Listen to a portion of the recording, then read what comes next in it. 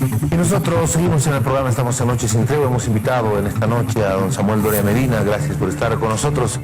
Qué gusto tenerlo acá en el programa. ¿Cómo le va? Buenas noches. Muy buenas noches, Jorge, y muy buenas noches a todos los televidentes. A ver, hablemos un poquito de economía. A propósito de las medidas que se han ido tomando y las medidas que se anuncian para el próximo año. Precisamente el día de hoy ha comenzado el pago de este bono de 1.000 bolivianos como una forma de empezar a dinamizar la economía, de mover la economía. ¿Cómo ve usted el tema? ¿Cómo evalúa el tema económico y las medidas que se están tomando desde el gobierno?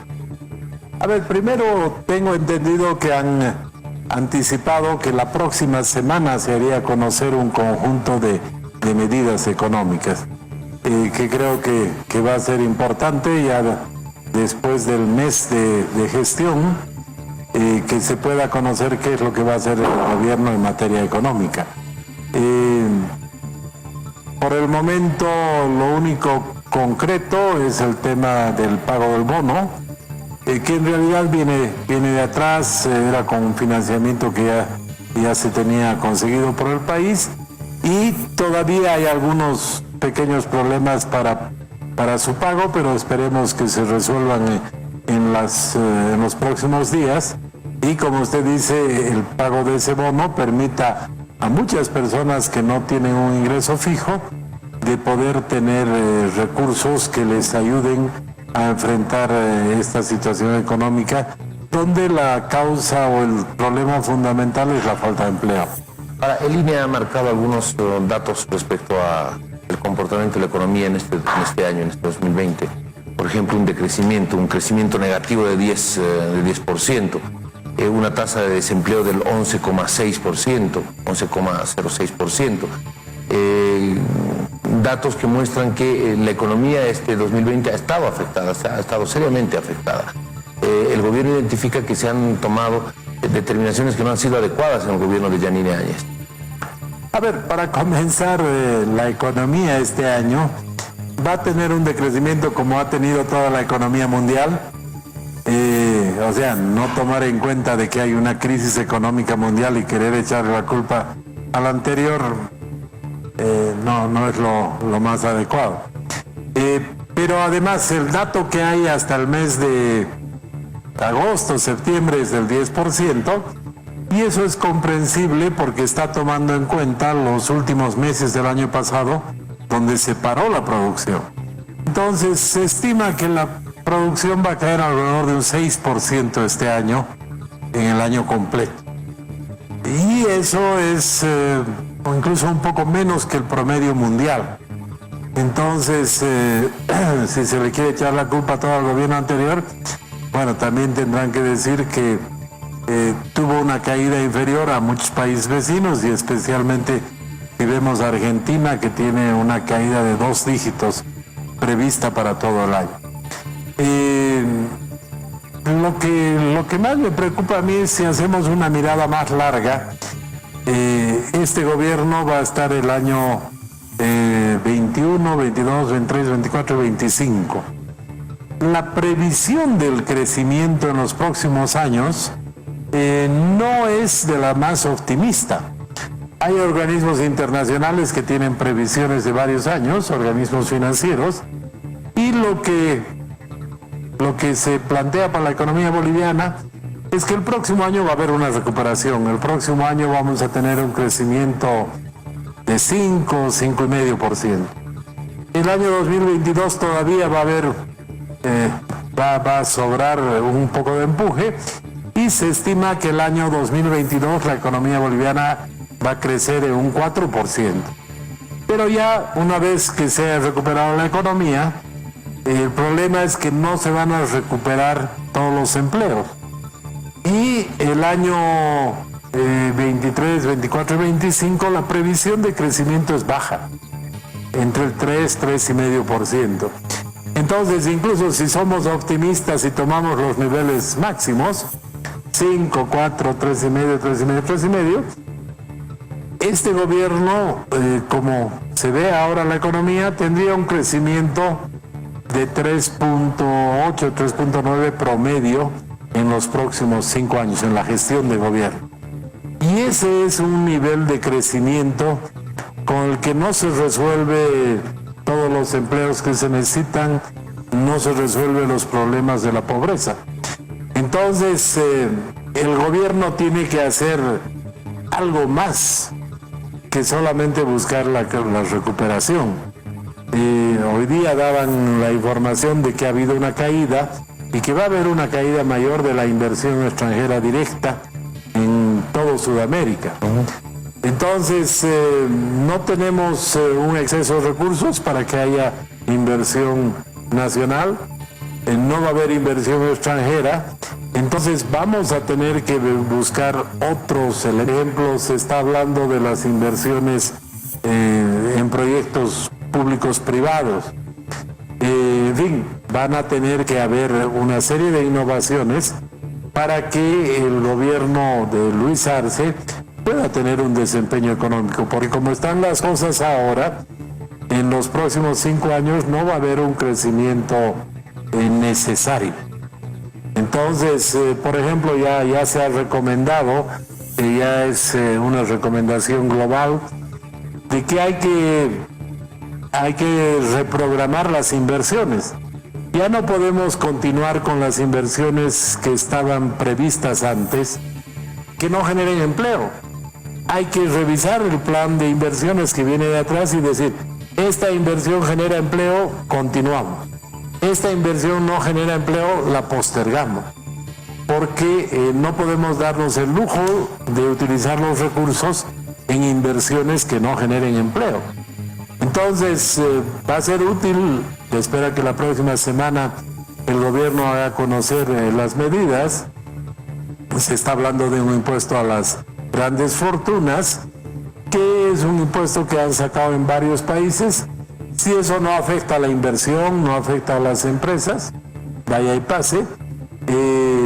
Entonces, desde ese punto de vista, yo creo que ese impuesto y otras medidas que tomará el gobierno nos van a permitir avisorar mejor el próximo año. Ahora, cuando estuvo conversando con nosotros acá el presidente, hablaba tenía duras críticas a lo que fue el manejo económico durante el gobierno de Yanine Áñez, y gran parte de ese manejo económico que no fue adecuado tenía que recomponérselo, y para eso se establecían por lo menos 2 años. Hay duras críticas a cómo fue el manejo del gobierno de Áñez.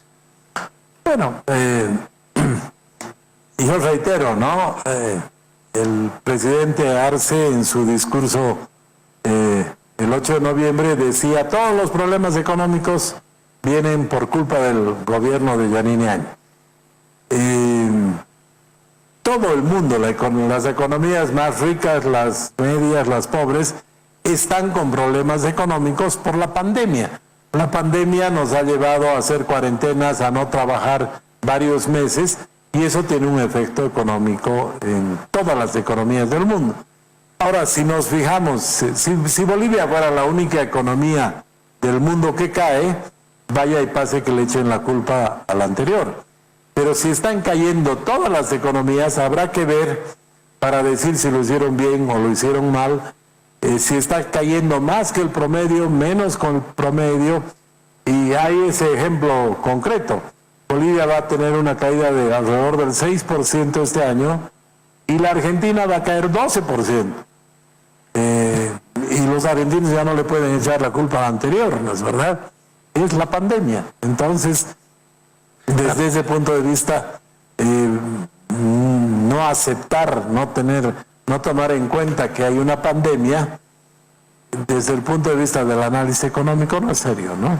¿Cómo manejó la economía el gobierno de Yanine Áñez, en criterio suyo?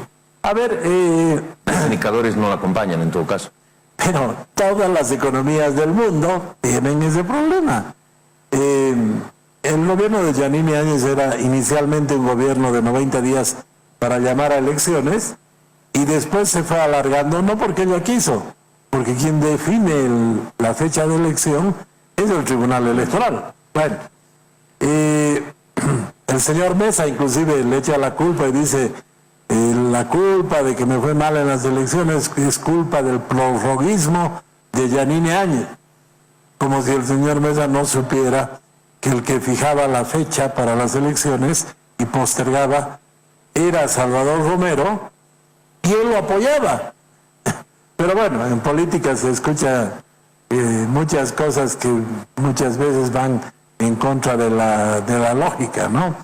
Entonces, desde ese punto de vista, cuando aparece la pandemia, yo más bien creo que hubo una reacción rápida. Se dieron el bono universal, que se lo ha repetido en este gobierno. Si fueran malas las medidas no las hubieran repetido. Se dio el bono universal, el bono familia, el bono canasta familia, que evitaron que la economía caiga más.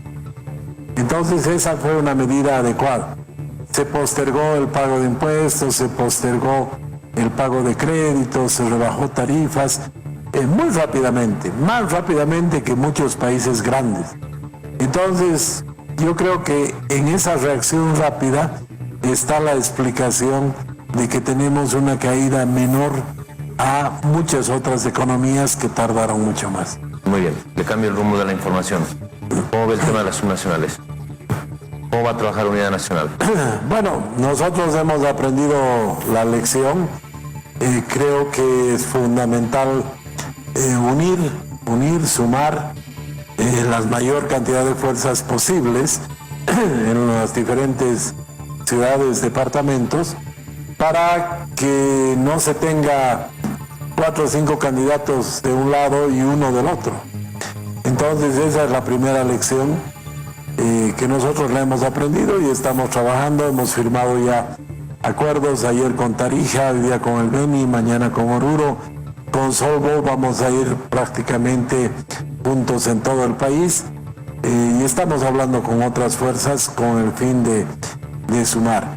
Y por otra parte también la otra lección fundamental, otro error que se cometió en el 2019 que no hay que volverlo a cometer, es de que las candidaturas tienen que mostrar la diversidad del país.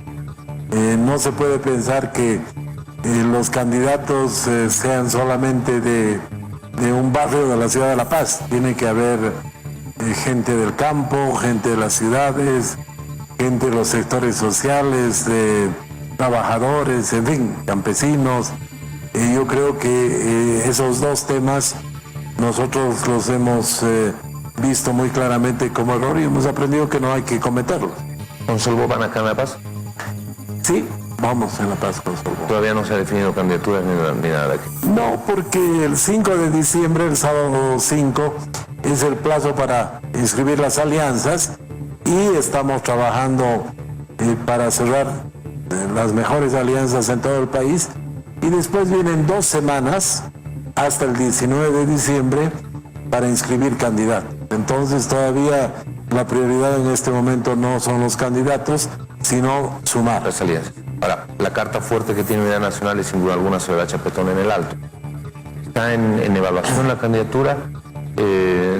Soledad Chapetón, que estuvo hace unos días acá, precisamente decía que ella también tenía que ver, porque había que hacer las consultas con la familia, ver si la familia estaba como para aceptar una candidatura, porque claro, la administración pública siempre es complicada, es compleja, demandante en cuanto a tiempo.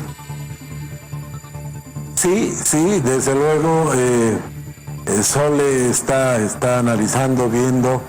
Ella se ha casado hace algunos meses, quiere ser madre, y siempre hemos hablado de que en Unidad Nacional no tenemos autoridades que se eternizan en un puesto, siempre la gente va dando campo a otra gente.